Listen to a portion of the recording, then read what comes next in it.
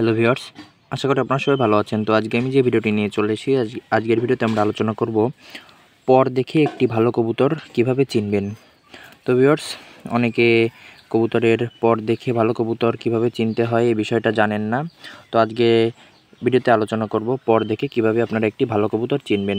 তো ভিউয়ার্স, যারা চ্যানেলটিতে নতুন অবশ্যই চ্যানেলটিতে সাবস্ক্রাইব করে আমাদের পাশে থাকবেন। তো ভিউয়ার্স, এই যে হাতে একটি টেডি কবুতর দেখতে পাচ্ছেন। দেখুন কবুতরটার চোখ।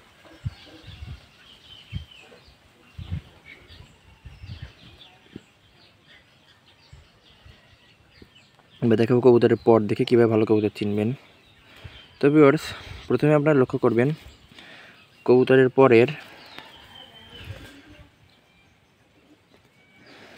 পরের লাস্টের দুইটা পর সমান হতে হবে। আমার জানা মতে আমি যেগুলো জানি আর কি সেই সম্পর্কে সেটাই আপনাদের বলার চেষ্টা করছি বা বলছি।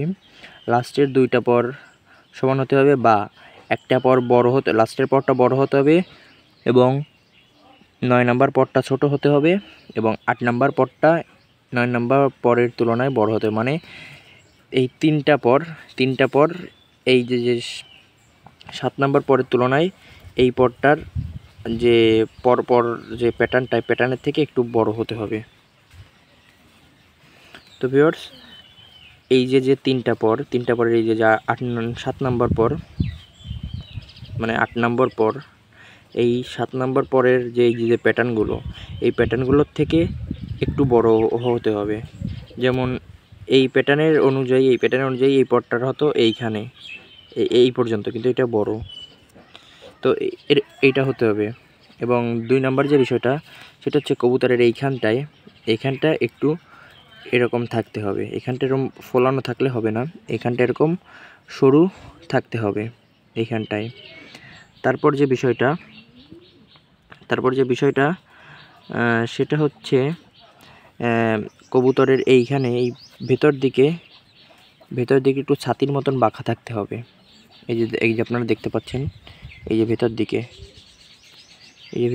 দিকে ছাতির মতন বাঁকা থাকতে হবে। ভেতর দিকে ছাতির মতন, এইখানটায় ভেতর দিকে ছাতির মতন পরটা বাঁকা থাকতে হবে। এই যে ভিউয়ার্স, তারপর যে বিষয়টা সেটা হচ্ছে কবুতরের পর ধরলে কবুতর পর টেনে নিয়ে যাবে। এই যে দেখুন কবুতর পর ধরলে কবুতর পর টেনে নিয়ে যাবে, এবং কবুতর পরটা ভাইব্রেশন করবে, মানে কাঁপবে।